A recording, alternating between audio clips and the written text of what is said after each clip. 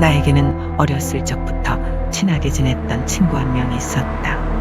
성인이 된 이후 친구는 멀리 있는 공장에서 일하며 기숙 생활을 했기 때문에 자주 만나지 못하고 있었고, 우리는 오랜만에 같이 술 한잔을 하며 밤새 이야기를 나누기로 했다. 서로의 안부를 묻는 인사말로 시작해서 어렸을 적 이야기를 하는 듯 밤은 점점 깊어져 갔다. 문득 친구의 손에 시선이 향했다. 눈에 띄지 않는 평범한 친구였지만 한 가지 특징이 있다면 손에 독특한 모양의 흉터가 있다는 것이었다.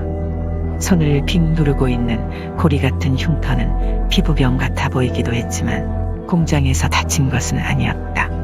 내 기억이 맞다면 어렸을 때 친구가 아파 일주일 정도 학교를 빠진 뒤에 생긴 자국이었다.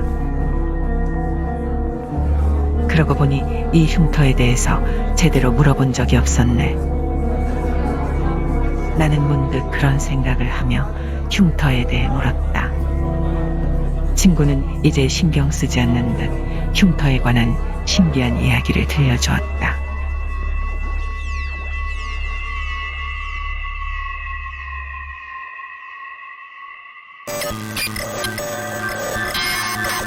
초등학생 시절 독감에 걸려 며칠 내내 앓았던 적이 있었다. 열이 너무 많이 나서 헛것이 보였고 생명이 위험할 정도였기에 입원 치료를 했다고 한다. 병원에서 친구는 기절하듯 잠들고 깨길 반복했는데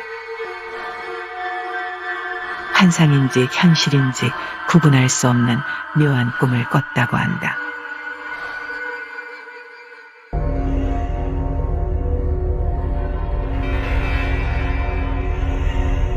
아무것도 없는 새하얀 방.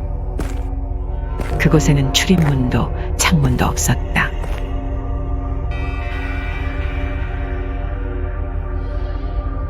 하얀 방 안에 검은 옷을 입은 사람이 2명 서 있었는데 그들의 발밑에는 관처럼 보이는 기다란 나무 상자가 놓여 있었다.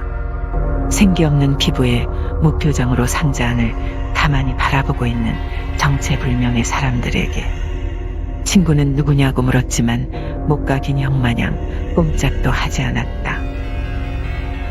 기괴한 모습에 두려움에 떨면서도 상자에 무엇이 있는지 궁금해 천천히 다가가보자. 관 안에 누워있는 자신의 모습이 보였다고 한다. 관 속에 죽은 듯 누워있는 본인의 모습에 친구는 화들짝 놀라며 잠에서 깨어났다. 눈을 뜨자 온몸은 식은땀에 뒤덮여 있었고 오한에 몸이 떨려왔다. 이마는 불덩이처럼 뜨거웠다.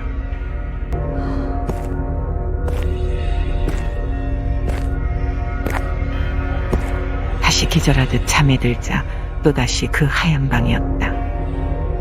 관짝과 검은 옷을 입은 사람들은 여전히 그 자리에 있었지만 이번에는 무릎을 꿇고 관뚜껑을 손에 들고 있었다고 한다.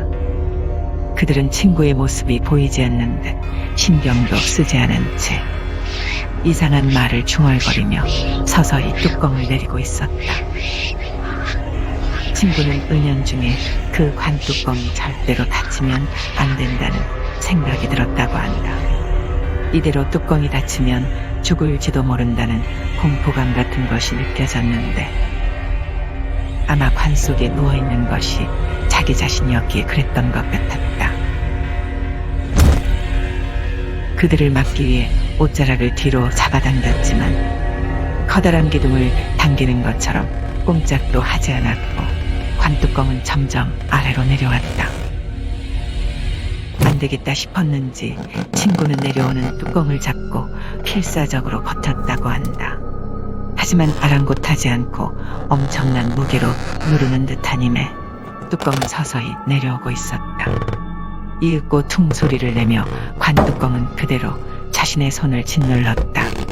극심한 고통에 놀라 한쪽 손을 빼냈지만 다른 손은 관과 뚜껑 사이에 끼어버렸다. 그대 친구는 비명을 지르며 꿈에서 깨어났다고 한다.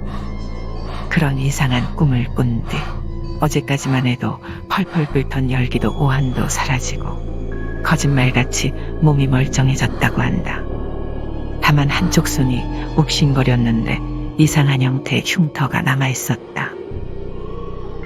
마치 관짝에 손을 지킨 것 마냥 손등과 손바닥에 선명하게 나타난 흉터. 아마 고열에 시달려서 그 여파로 생긴 후유증 같은 것일 테지만 그래도 신기하지 않냐며 친구는 웃으면서 말했다.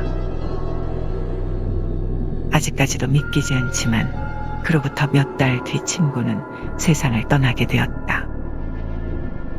그의 죽음에는 미스터리한 점이 많았기에 나는 술자리에서의 꿈 이야기가 떠오를 수밖에 없었다. 친구는 공장에서 작업 중 기계에 손이 껴서 손목이 절단되는 사고를 당했다. 다행히 그대로 병원에 실려가서 응급처치가 빨라 생명에 지장이 있는 수준은 아니었는데 이상하게도 그의 손목은 증발해버린 것 마냥 공장의 어디에서도 발견되지 않았다고 한다.